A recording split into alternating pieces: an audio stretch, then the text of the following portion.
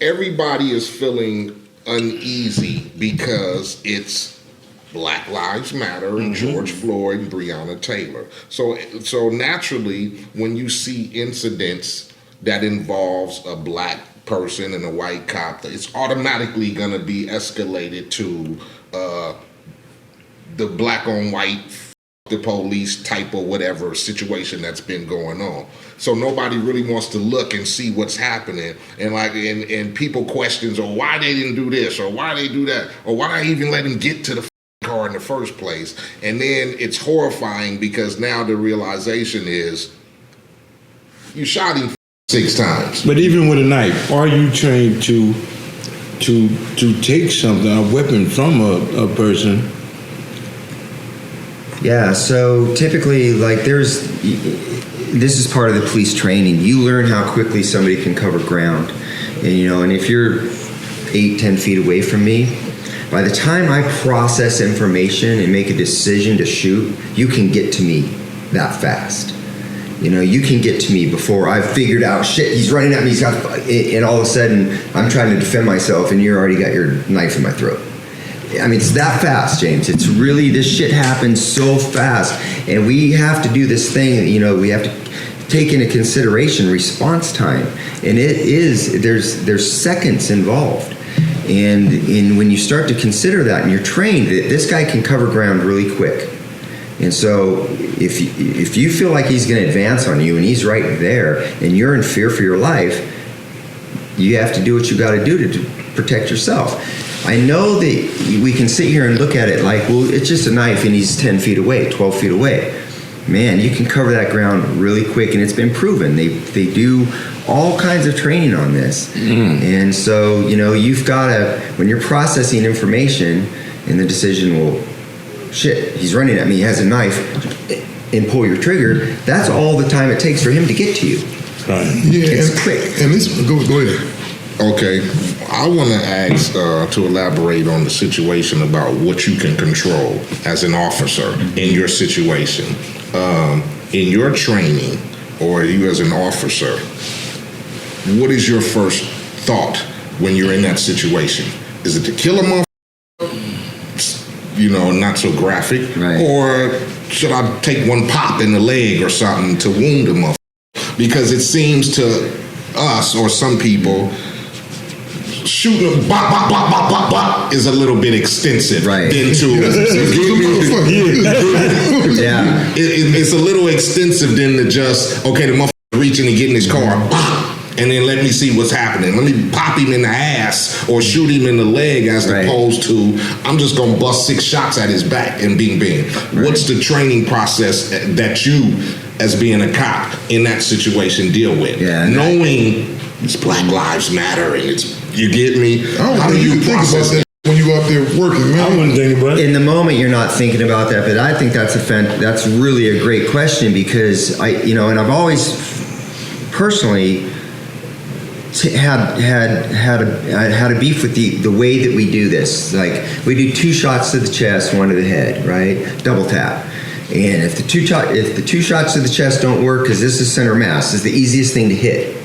It's really hard to shoot somebody in a kneecap, or to take shooting's much more difficult than you think. Most shootings happen within 10 feet. You still miss. You look at police shootings, and more times than not, you're missing your target and they're only 10, 12, 15 feet away.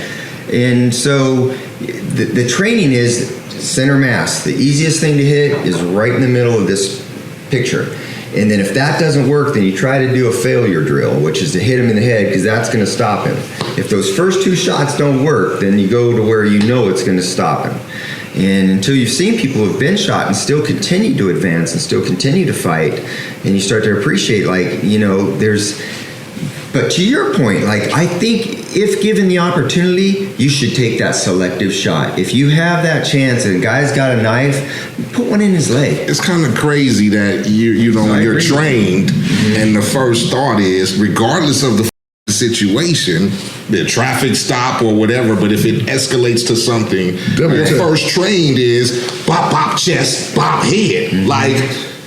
Fuck it, this motherfucker is obviously drunk or obviously mentally whatever, so it, bop, bop, you know, but we're trained to center mass, bing, bing, and if that don't work, it, bing, no question. But then you got to look at it though. The language is but I'm saying, how do you depict that from the situation that you know a motherfucker drunk? And I know if this motherfucker wasn't drunk, he wouldn't probably be trying to come at me. So do I want to kill this motherfucker because he don't know what's going on? Let me ask you this. And by the way, though, that happens all the time. I mean, there's all kinds of these situations where they're like, this guy's just not right in his mind. And he's not proud, you know, even though he's a threat because he's got a gun or I'm sorry, he's got a knife most likely. He's got a baseball bat, whatever, he's got a weapon. But you just know that he's out of, you know. And so you do your best to try to figure that out. But once he becomes like an imminent threat where he's rushing you, then you got to deal with that. And, you know, whether it's in the easiest thing is to put two into his chest. And what's so up about that, not to cut you off, James, or whatever, but we see in so many situations, put a white guy in the same situation, and you see it all day. That motherfucker ran at him, he chased him around the car, and they like, hey man, come on, stop, we're gonna shoot you. But then when they come put somebody of his color in the place, and it's instant. Bop, Well, see, I'll tell you the biggest difference with that, Eiht, and not to cut you off, but this is what I think. That white guy that's out there acting crazy, they're not really scared of him. When they pull you over, they already got him out in their mind, man, I might get murdered with this motherfucker, so I'm not playing with him. Because that's kind of what they do is use more caution with certain individuals that they deal with. And unfortunately, it's me. I'm the one with the name. I'm the one that they got to worry about. Tom and Joe, what these motherfuckers doing over here? So 9 times out of 10, that stop is not going to be as severe as, damn, I got it. Look what they did to you. That's a big motherfucker right there. So is that 10-33, 4-5. We got a big motherfucker here. This motherfucker might want to fight. So they got to call for backup and prepare themselves to take you down. But is that a decision that you personally make? Is that a decision you make in that situation? If you see a white guy or a black guy or a Mexican or what in the same scenario, do you make that personal to go, I'm gonna handle this black guy differently than I handle this white guy or this, and it's like 3 different scenarios, but they're all the same scenario? Yeah, no, not for me, absolutely not. If I see a guy that's you're 6'6", 6'7", whatever if I see a big guy that I know that I can't handle physically, right? I don't care what color he is. That's a threat, right? If we're going at it, I'm gonna get my ass kicked. So I'm gonna figure out a way to not engage with this man, whether it's tasing him or using whatever. I don't see it, you know.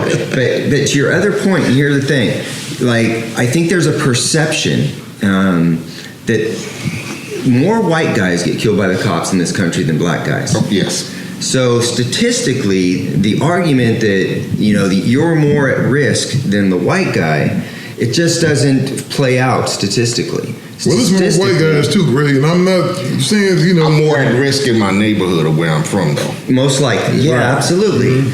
And so all these things have to be taken into consideration. I don't think that the vast majority, I don't think that they're racially motivated shootings. I think that what happens is that horrible scenarios arise, cops out of fear or justified force take action. It always looks bad. It always fucking looks bad to shoot somebody. No matter what, it just is always going to look bad. And there's always going to be an opportunity to second guess it and go, could it have been done differently and better? Sometimes yeah, sometimes no. But, I don't think that this racial animosity that we have in this country today is justified. I personally don't believe it. And I think that the police officers today are better than they have ever been in the history of our country. In the 60s, they were the 60s. The 70s, they got better. The 90s were better than the 80s. 2020 is better than 2010 because we're learning through our mistakes.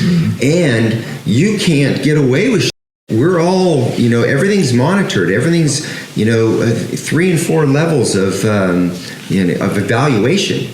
Body cameras, all of these things are done so that we have to be held accountable, but it also allows us to see what's going on. And in our culture right now, You know, we're just having knee-jerk reactions to things that look bad. Yeah, exactly. And before we wrap up, because we've been talking a while now, I wanted to ask you, and this may be a rhetorical question. Let's go back to the beginning. Why do you think the murder rate is so high in California? Well, I think cops are afraid to do their job, and so I think that there is, to James's point, is like when the enforcement is less, the streets are going to do more than they would had there not been this presence. And so I think that when we can handcuff the police, where they're scared to do their jobs because they're going to get second and triple guessed, you know, we don't have the enforcement capabilities. No consequences. Yeah. I think that maybe that's part of it. And you know what? Because that's true. The state is so liberal. You know, I wanted to go try to buy 12 gauge the other day, and they were telling me it was just like I might as well have been going to go buy a Mac 10, because they gave me such a hard time when you don't have this. But before, when I used to go buy 12 gauge, I could show my ID, get it, and I'm out there. You know what I mean? I'm out there 20, 30 minutes max. You know what I mean? Now you can't go buy bullets. You can't, it's all kind of stuff. So it's almost like this state being so liberal, it almost has empowered the criminal. They got all the guns they want.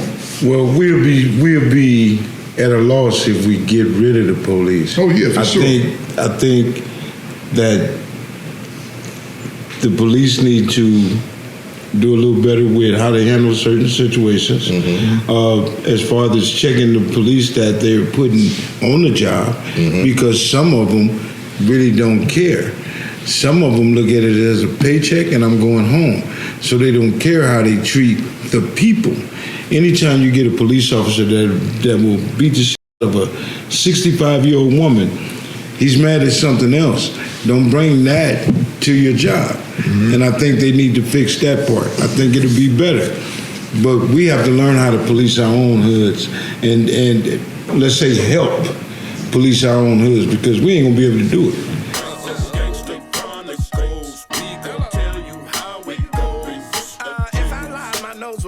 Pinocchio, we gon' tell you the truth and nothing but the truth. Gangsta chronic.